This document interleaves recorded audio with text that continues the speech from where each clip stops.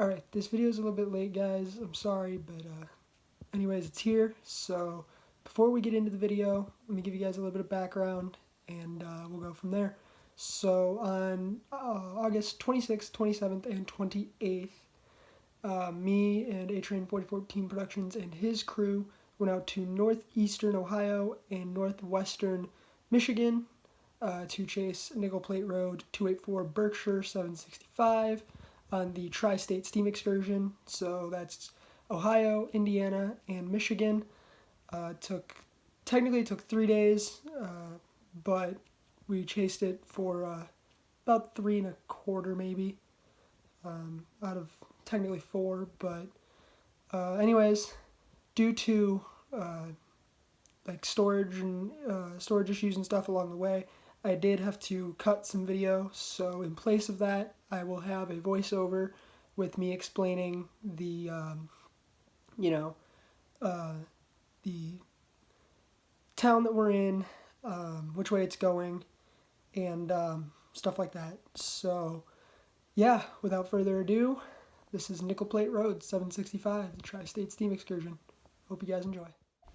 Nickel Plate Road 765 is an S2 class 284 Berkshire type steam locomotive built on September 8, 1944 by the Lima Locomotive Works for the New York, Chicago, and St. Louis Railroad, often known as the Nickel Plate Road. It has a top speed of 80 miles an hour, a horsepower rating of 4,500, and 69-inch diameter drive wheels. It's a coal-fired steam engine and is now operated by the Fort Wayne Railroad Historical Society in passenger operation after retirement in 1958. Let's follow the Fort Wayne Railroad Historical Society crew and 765 across Ohio, Indiana, and Michigan on the Tri-State Steam Excursion. Alright guys, like I said in the video intro, I don't have much footage from the run from Hudson Ashley to South Milford, which was the first day, which was the 26th. So I have photos, so we'll go through those, and I'll give you guys a little bit of explanation. But here we are in Hudson Ashley, where we start our trip. This is them heading towards South Milford for their open house for the Fort Wayne Railroad Historical Society. And in the back, there is a diesel helper in the form of an SD40-2 from the Indiana Northeastern to drag it back to Hudson Ashley prior to going to Eden later that night. So here we go. So following their departure from the Indiana Northeastern shops in Hudson Ashley, they make their way south towards South Milford, and this is one of the crossings that we were able to catch them at. They were only doing about 25 to 30 miles an hour the entire way, so you guys are going to see a lot of shots from the same town, just different places. So this is, I believe, like I said, still Hudson Ashley, but we will make our way towards South Milford. Alright, so here we are in South Milford. The reason I don't have much video from here, or actually any video at all, is because on our way there, it was just a lot of cornfield, a lot of the same shots, so just didn't really want to bore you guys with that video. But here it is in South Milford with a 1930s era Model T, so that was kind of a really nice shot for us. But now we are going to get into some video, and what I believe is the best photo of this entire chase coming up here as they get dragged back to Hudson Ashley with a train full of passengers from the Fort Wayne Railroad Historical Society members and their families. Alright, so after departing South Milford and getting dragged back by the Indiana Northeastern, we did chase the train back, as you can see, but there was just not a lot of creative shots, so we just said we're going to go back to the beginning and start from there. So here they are getting dragged back into Hudson Ashley. They're going to fill up on some water and then head back towards South Milford to drop off the passengers. And as you can tell, the sun's kind of setting, so was our day. Our day was kind of just coming to a close.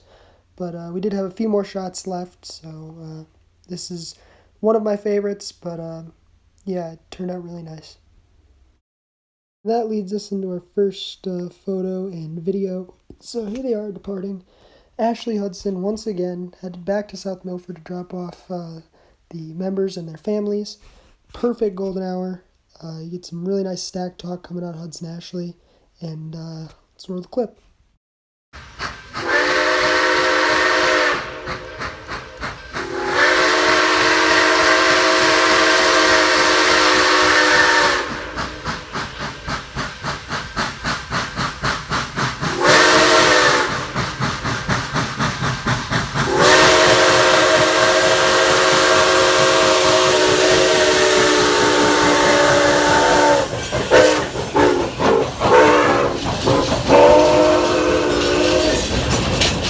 So now we get into the actual tri-state excursion.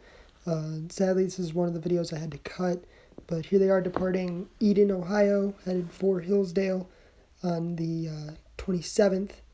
Nice cylinder blast there. I got covered in soot, but yeah, now we get into more videos and different photos as we head towards Michigan.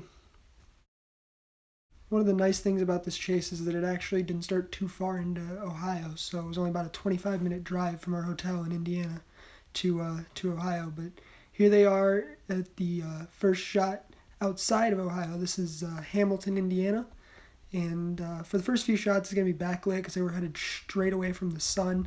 They were headed west, and the sun was rising east. So we'll get into some better shots, but here they are through Hudson, and let's roll the clip.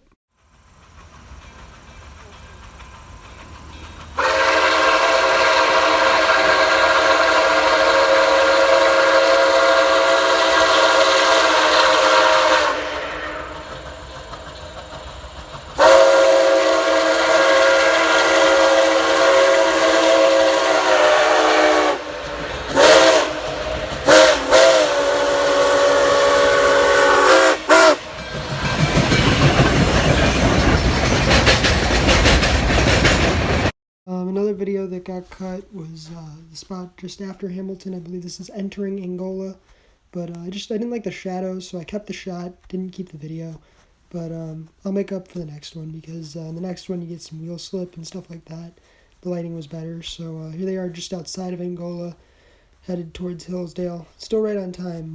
They'll get later in the trip, but here they are just outside of Angola. I believe this is Dolquin, Indiana up next. But here they are with a little bit of wheel slip, some more stack talk, and better lighting than the last shot. So felt that this video made better for having to delete the other ones. So here they are in what I believe is Dolquin, just before crossing over the border and becoming a little late due to a photo run by for passengers on board.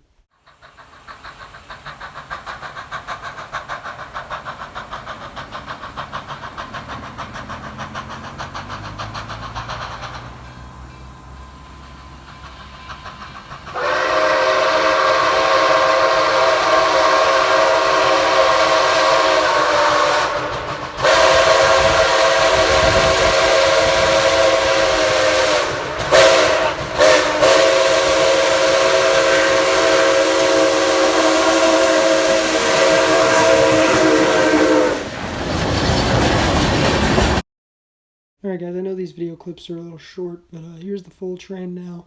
We are now across the Indiana-Michigan state line in the town of Montgomery, Michigan, just outside of Hillsdale. But you guys gotta remember, when chasing a steam engine, you gotta be quick on your feet, so I had to really make these clips short, hence why I'm doing the voiceover with photos. But here they are passing a Lakeshore, Michigan Southern depot in Montgomery. It was a really big photo line, so it was kind of hard to get a good shot, but I think I did well. And let's roll the clip in Montgomery.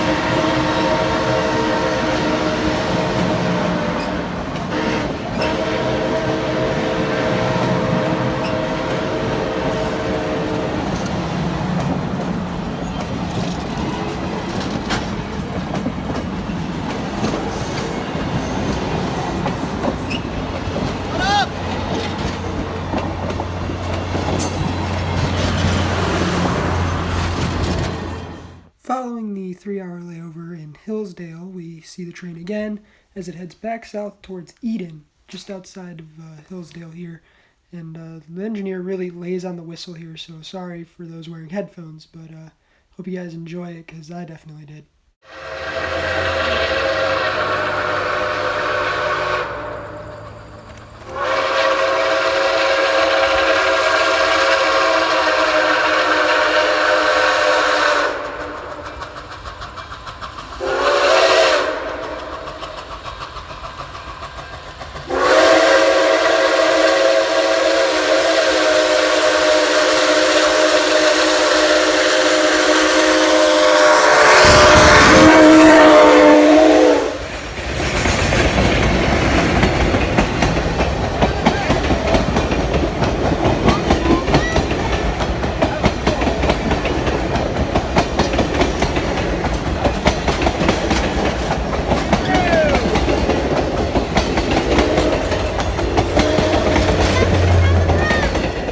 I forgot to mention this about the trip in general, but they did not use a diesel helper for this excursion. So in Hillsdale, they had to Y the train so that 765 faced south again towards Eden, and I'll get into that more when we get back to Eden on this part of the trip. But here they are crossing the Michigan-Indiana state line. We'll get them once more in Indiana, and then once in Ohio, which is Eden, and then we'll kick off day 3 and head back to Hillsdale one more time before returning home. After crossing the state line, we find ourselves in Angola on Route 27, and here's another example of that stack talk and that really nice just chuff sound of a classic steam engine with a 760's whistle. This is not 765's original whistle. This is still a nickel plate Berkshire, but a 760's whistle, and it just sounds amazing coming through the countryside. So roll a clip.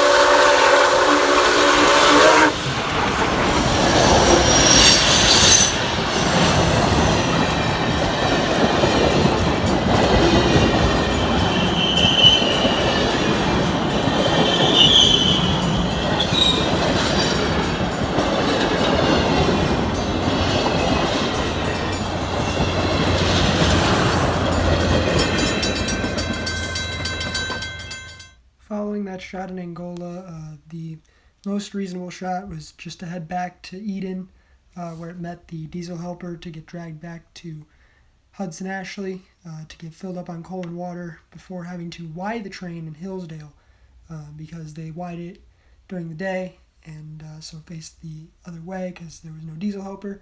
So they had to drag it to Hudson Ashley, fill it up on coal and water, then drag it all the way back up to Hillsdale to Y, and then drag it all the way back to Eden before the trips the following day.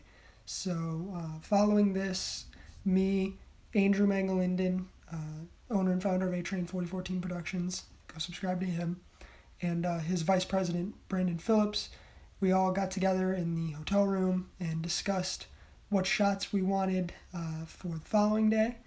And like I said, it was mostly redos and stuff that we missed. So yeah, let's get to that. So on the start of day 3, we find ourselves just west of Eden as the train departs on time at 9 a.m. sharp for Hillsdale. I was going to go for a silhouette here, but the sun came out a little bit too much, so it was a little bit more backlit, but that's okay. We're going to have to deal with that, like I said, throughout the first few shots, but here they are departing Eden one last time, headed west before packing up and heading home for us. So with day 3 being more or less a reshoot with some new ones sprinkled in, this is one of the new ones that sadly got the axe. This is them passing a Lakeshore, Michigan Southern Depot in Pleasant Lake, Indiana. They're wearing a different whistle this day. They're wearing, I believe it's 576's whistle or 567. But it sounds kind of like more like Big Boy to me. So it just kind of sounded out of place. But sadly, this is one of the ones that got the axe. I really like this shot, but it just couldn't make it, and that's fine. I mean, the shot's beautiful, so that'll do, because I've mostly focused more on photography these days, but yeah, here they are in Pleasant Lake. Alright, here we are in Angola, the next shot. This one was actually chosen by Andrew Megalinden. So here it is coming around the curve and into town with a really nice concrete whistle post. You don't really see those on main lines anymore. That and the Indiana Northeastern's extensive use of mechanical bells on their very few gated crossings are a really nice touch for this excursion. So here they are taking the curve, and you'll hear 576's whistle here in a minute. And it was really strong, so it really made me jump a few times, but I got used to it as the day went on.